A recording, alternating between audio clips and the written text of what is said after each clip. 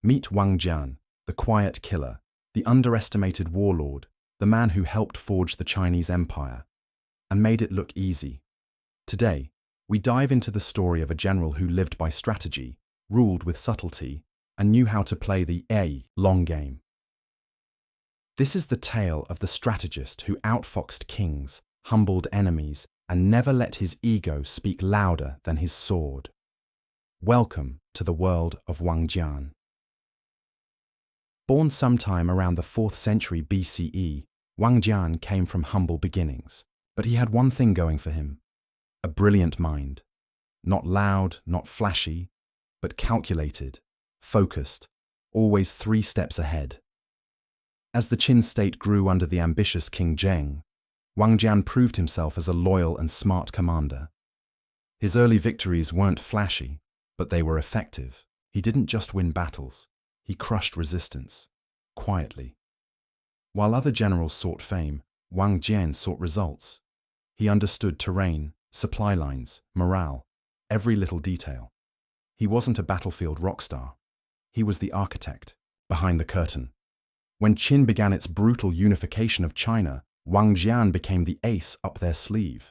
He crushed the state of Zhao with surgical precision, but his most legendary campaign, the invasion of Chu was rich, massive, and had powerful armies. Everyone thought this would be the end of Qin's dreams. Enter Wang Jian, with a strategy that was half masterstroke, half magic trick. He asked for 600,000 soldiers. That's right. The Qin court balked. Other generals said they could do it with half, but Wang Jian held his ground. Give me what I need, or find someone else. And when he did get his army, he waited for months, camped out, no attacks.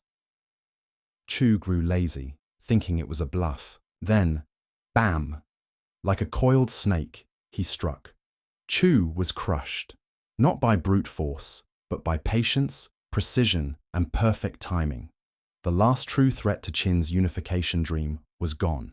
Wang Jian's success didn't earn him universal love. In fact, some people feared him, too competent, too quiet. He could become a problem.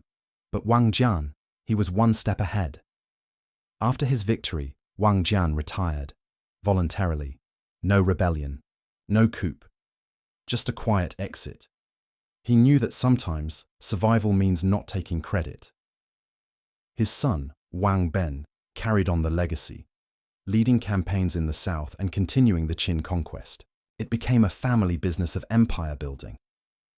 By 221 BCE, Qin had unified China, and it wouldn't have happened without Wang Jian, the man who knew when to fight and when to wait.